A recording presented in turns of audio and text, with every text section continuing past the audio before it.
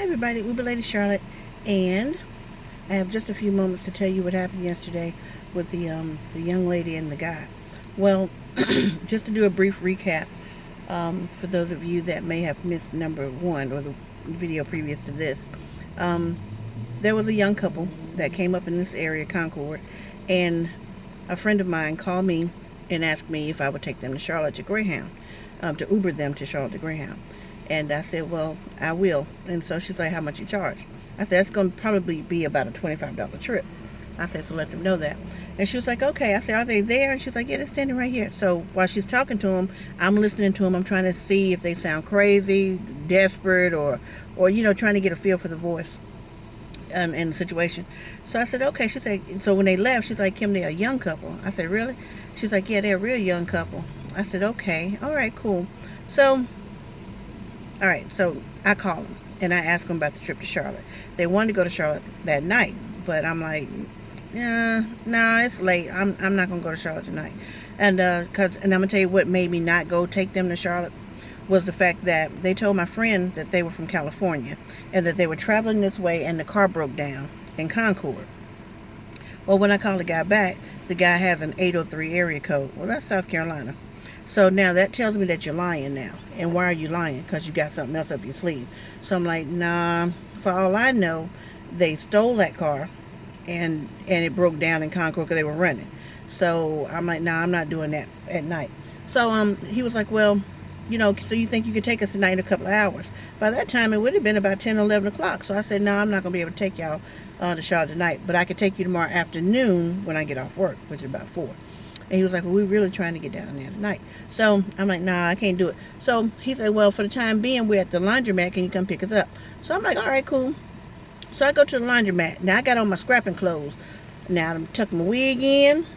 I got on 2 hair bonnets. I got on my tank top, my tennis shoes, and my basketball shorts. And I'm, in my rusty ice pick that I keep over there. So I'm like, somebody gonna get picked tonight. Somebody gonna get plucked. So I pick them up. And when I'm in the laundromat parking lot, I'm looking to make sure they got a bunch of clothes because they didn't know what kind of car I was in. So when I pulled in the parking lot, you could see in the front of the laundromat, it's a big bright place and a big laundromat. So I saw them picking up a couple of duffel bags, big duffel bags of clothes. So they really did wash clothes. I'm like, okay. Now, previous to this, I told them how to catch the bus to go to Charlotte to get to Greyhound, how our buses connect. And he was like, they had a lot of luggage. So in the laundromat, they didn't have a lot of luggage. But had they not had any luggage, then I wouldn't have picked them up. I just drove out the parking lot. But they did. You could tell they were washing clothes because they were still stuffing stuff in the bag. All right, so I pick them up. And I got Uber dude from Florida on the phone. I said, you going to stay on the phone the whole time and talk to me in case it go down. But we going to pretend that you in Charlotte. You in Concord. And then when I get a certain, get to a certain area, I'm going to let you know I'm getting ready to drop them off at the hotel. And then you're going to say, well, where you at? And I'm going to say, oh, I'm right here at the hotel across from the hub. And then you're supposed to say, oh, well, I'm right here at Wendy's. Meet me at Wendy's.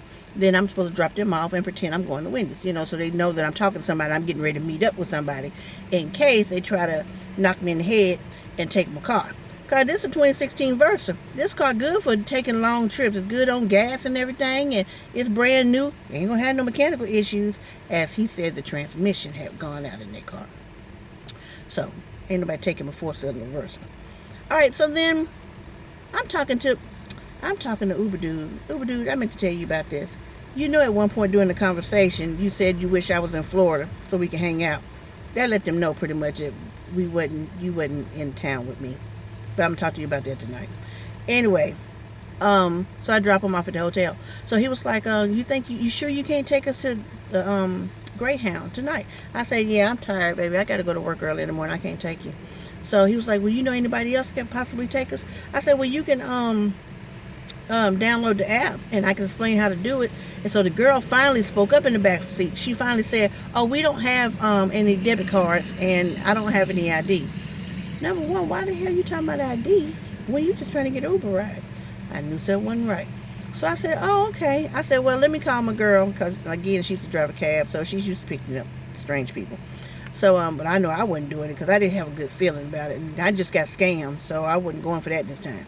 So, I said, well, I'll let you know, So I got the phone number. Of course, I had it because I called them, and I called my friend girl, Crystal. And I say, look, this is what it is. I told him to be $25, take him to Charlotte. I said, so I don't know if you want it or not, but something ain't right with them. She was like, why? I said, because who leaves California and you got to come by way of Concord, North Carolina to catch it, and then your vehicle break down. Now you're catching a Greyhound bus. I said, they going north. They're going the wrong way to be going to California. She was like, yeah, you're right. I said, it's something up with them. Crystal, let's leave this one alone. Just don't even call them or tell them you can't do nothing for them. So she's like, I don't know. Let me see. All right, so I'm going to fast forward. Crystal came by the office yesterday. And I said, you take your people to Greyhound this morning? Because Crystal didn't go that night either. She just told him she could take them in the morning. So she said, no, he changed his mind. He said he wanted to go later on this evening around about 8 o'clock. I said, no, Crystal. They want to go at night again. That ain't no good. Because if you get knocked in the head and they take your car, it's going to be at night. I said, at least in the daytime, you got a chance. I said, but just walk away. Just walk away. So she was like, I don't know. All right, so she go back, and she eventually picked him up. I said, well, if you do pick him up, call me. Just keep calling me, stay on the phone with me, whatever you got to do so I know that you're all right. She's like, all right. The time I leave the damn phone, I go to the red box and take my movie back. I leave it. Now, all day she ain't call. Sometime I got off work, she ain't call. I lay my phone down. I said, I'm going to the red box. I ain't going to take the phone. Anybody going to call. So I go to the red box and come back. I see a text on the phone saying, call me ASAP. I'm like, oh, shit, it's going down. They got her. So I'm calling, and I'm like, what's wrong? Where you at? She was like, I called you so many times you didn't answer the phone. I said, well, I just got the text. She said, I've been calling. I could have been dead. I'm like, what's wrong with you? What happened? She was like, girl, it went down. I said, what happened? She said they was in the car, and they were going to Greyhound, but the dude changed his mind. He decided he wanted to go to the airport. And then he told Crystal that their car was totaled.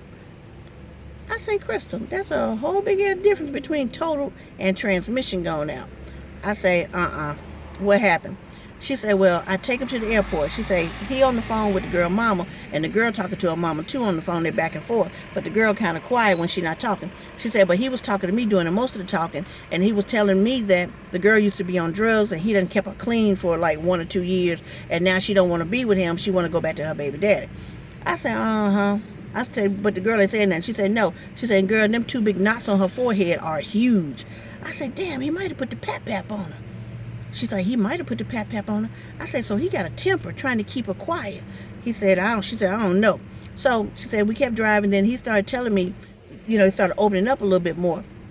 Told me that he had, that they had done something real bad, and he actually had to get out of town. And, he figured the best way to get out was fly. I said, girl, no, tell me you didn't hear the story. You don't want to know too much, because then they come back and kill the witnesses. She's like, well, he just kept talking. I didn't ask him for nothing. I said, oh, boy. So she said, he was talking about they did a drive-by shooting, and the girl was driving. I said, oh, so that's what happened. They wrecked the car. The transmission didn't go out. They wrecked the car. She hit her head on the steering wheel, most likely, because she had to be driving while he was shooting up the house. So she said, when we got to the airport, he got out the car. He was like, well, I guess Crystal, she ain't going with me. I know she ain't going to go with me. And the girl finally said something. She said, the girl looked at him and said, no, I'm not going. I got a 1-year-old baby to take care of. I'm not going. And so he was like, oh, okay, so I guess we parting ways. And the girl was like, yeah, I can't go with you. I got a baby. I'm going to just turn myself in. So Crystal said, she was sitting there like, oh, shit. So then the guy left. And then after they pulled away, then the girl started telling Crystal everything that she didn't tell about she was driving. She just said that they had did a drive-by on a house. But the dude, oh, I forgot this part. When the dude said, I know you're not going to go with me. Miss Crystal, she's not going to go with me. And then he told Crystal, yeah, I shot the house up, but I missed the person that I was shooting for, but I won't miss this time. And Crystal said he was looking at the girl when he said, but this time I won't miss. So it's like, oh, snap. So Crystal's like, Kim, I think he was threatening her. I said, I pretty much sound like a fucking threat. That was a threat. Ain't no thinking about it. He threatened her. I said, and then you heard it all, girl. You're a witness. She's like, I know, right? I said, I told you to walk away from them. I told you, leave them alone. So she said they drove off. Now, I got thinking about it later. That's probably why she did it at the airport, because you got all the police and stuff there. So he ain't going to do nothing to her at the airport. But then when Crystal said they were driving away, and the girl was telling her everything about she just going to turn herself in, do her 5 years. I was talking to my daughter this morning, and my daughter said, Mom, That's kind of weird that she already knows she got 5 years to pull. That sounds like she been talking to the cops already. I said, you know what? You right. Because who says 5 years? All you know is you going to jail. You don't know how long you going to get. I said, she been talking to the cops. So the girl told Crystal, he's gotten me in a lot of trouble. And the girl got them 2 knots on the head. I said it was probably, Crystal said it was probably her car that she was driving, and he out the window shooting up the house, and then they gone. I said, and that's why he got to get out of town, because he was worried about roadblocks and stuff. Regular Uber passengers ain't worried about no roadblocks. All right, so Crystal take the girl to Bojangles. And there's a guy at the Bojangles waiting on him. So, but the dude, now the dude, he ain't no boyfriend, because they blame the shooting on the baby daddy, the girl baby daddy. But he didn't do the shooting, it was old boy. So I don't know if all of them was together when the shooting went down or what. But she met a dude at the Bojangles up there off of Albemarle Road in Charlotte. Okay, so Chris says she told her bye and good luck to her and all that. And she's like, yeah, I've just got to go ahead and do this and make this time. All right, so Chris will say, the dude kept calling on the phone, blowing the phone up. Because the dude blowing my phone up at 5, let's see, he called me about 7 times, about 5 something. But Chris had already picked him up after that. She had picked him up after that. But he was blowing my phone up and I wouldn't answer because I knew what it was. He wanted to ride somewhere and I'm like, All right, so Chris said he kept calling. And so she said, well, she got to thinking, well, I don't want to not answer the phone because then he may think the girl told me something and she may be in trouble. So Crystal said she answered the phone and he was like, hey, Crystal, did you take and drop off at her mom's house? And she was like, yeah, I dropped her off at her mom's house. He was like, right there off of Lloyd's Road? She said, I don't remember the name of the street, but I dropped her off at her mom's house. And so he was like, did she talk? Did she say anything to you? Did she tell you anything? And Crystal was like, she said on the inside she was scared. She was like, no, she didn't tell me anything. This girl told him everything. And she was like, no, she didn't tell me nothing. She stayed on the phone with her mom the whole time and didn't tell me anything. So I said, he trying to make you a witness. And you know what happened to the witnesses. The witness will never, you know what? 3 can keep a secret if 2 are dead. Y'all use that. I'm trying to tell you that. So then she was like, the dude say, oh, okay, then, all right, then, bye. So she was like, bye. Then he called back. And he was like, Crystal, are you anywhere near, out this way? Remember, she just dropped him off at the airport a little while ago. And she was like, no, I'm already going back up the road. And he was like, oh, okay. So then Crystal called me. And then I'm thinking, Crystal, he is going to go back for that girl, possibly, because she know too much. And she already said she going to turn herself in. He probably thinking I'm not going to jail. And he already shot up one set of people's house. This sound like what he do. He sound like a gang member. This sound like what he do. So Chris was like, I hope it works out for this girl. I said, I hope it do too. But I said, well, at least we can't get involved. She said, well, what you mean? I said, well, we got his phone number. Oh, that's another thing too. The dude asked Crystal, did she ask you for my phone number? I said, Crystal, he done got a fucking burn phone. She was like, what, she didn't get your phone number? He was like, no, she ain't got this number. I said, you know what? The shooting probably happened in South Carolina where they shot up somebody's house. It probably happened in South Carolina. That's why he had an 803 phone number. He quickly bought a burn phone in that area. I said, then her mama probably live up here in Charlotte. Because, see, they were trying to go to Greyhound. Now, I figure, I'm being a detective. I figure I should have been a detective before that boy stole my damn money. But I figure if you committed the crime in Charlotte, you're not going to the Greyhound where there's a bunch of police officers and a lot of people. See, they came to Concord because Concord has a Greyhound bus station listed in it, but we don't have one. That's been gone 2 or 3 years. So he don't know that. He don't know that because he been living in South Carolina where he got the burn phone. So she's like, well, dang, the girl didn't have a number. So he was like, told Chris, no, she don't have a number. Did she ask you for the number? Chris was like, no, she didn't ask for the number. She was on the phone with her mom the whole time. So I said, well, at least he can't get in contact with you no more. Maybe. She was like, well, he can because, he already got my phone number. Plus, I gave him a card. I say, damn, Chris, you gave him a card and you told him that I described him to you. I say, I said, well, he know how to find me too because all he got to do is come back to the transit center and then talk to Charlotte. And then I said, but no, he got my phone number. I said, Chris, I ain't answering the phone for no more numbers I don't recognize. South Carolina or any other number otherwise. So that's how that ended up.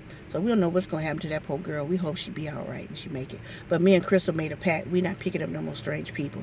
They all Uber people. All Uber with debit cards.